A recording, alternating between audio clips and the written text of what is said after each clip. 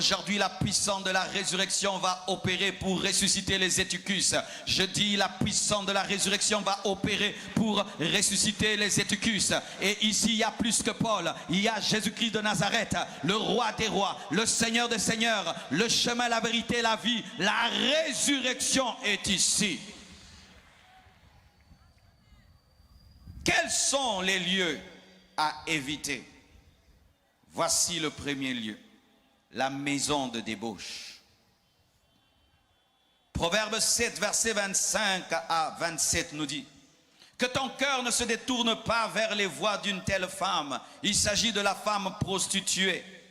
Ne t'égare pas dans ses sentiers, car elle a fait tomber beaucoup de victimes, et ils sont nombreux. Tout ce qu'elle a tué, tout ce qu'elle a tué. Mais la femme prostituée n'a pas de couteau. Tout ce qu'elle a tué, mais la femme prostituée n'empoisonne pas. Tout ce qu'elle a tué, mais la femme prostituée donne du plaisir. Comment on dit tout ce qu'elle a tué? Parce que derrière le plaisir qu'elle donne la mort. Sa maison, c'est le chemin du séjour des morts. Sa maison, c'est le chemin du séjour de mort. Alors que tu penses que c'est un lit, tu penses que c'est une chambre, lorsque Dieu voit la maison de la prostituée, il dit que c'est le chemin du séjour de mort. Il descend vers les demeures de la mort. Le Seigneur m'a dit de parler à tous ceux qui fréquentent les maisons de prostitution. Le Seigneur m'a dit de parler à toutes les prostituées qui sont en ce lieu. Le Seigneur m'a dit de parler à tous ceux qui payent de l'argent pour le sexe. Le Seigneur m'a dit de parler à tous ceux qui vivent dans le plaisir. Sachez que c'est la maison de la mort. C'est la maison de la mort. Jésus-Christ a rencontré une prostituée et n'a pas laissé cette femme dans la prostitution. Cette femme a arrêté la prostitution et elle est devenue l'une des grandes disciples de Jésus-Christ. Et je prie que cela t'arrive ce soir, que tu puisses abandonner tes clients et que tu puisses devenir disciple de Jésus-Christ et que tu prêches à tes clients Jésus.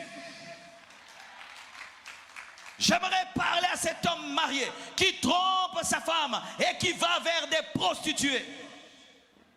Tu as épousé une femme, mais tu sors avec des prostituées. Tu vas dans une maison de prostitution. Personne ne te voit, personne ne connaît, mais Dieu te voit.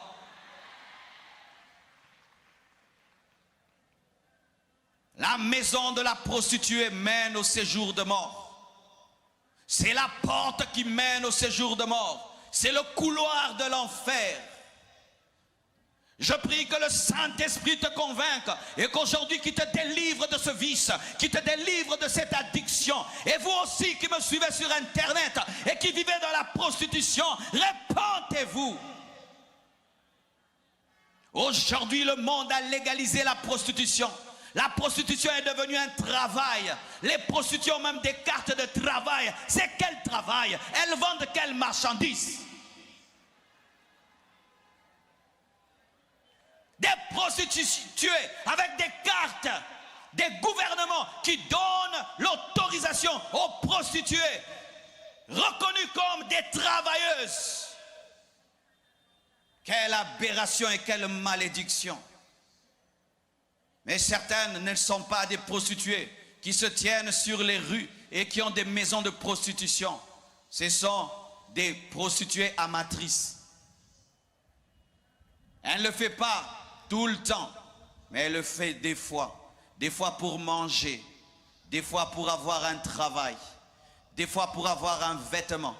Tu donnes ton corps pour qu'on te donne de l'argent. Tu livres ton corps pour qu'on t'achète des vêtements. Tu livres ton corps pour avoir un travail. Tu livres ton corps pour avoir un visa. Tu livres ton corps pour avoir une promotion. Tu es une prostituée.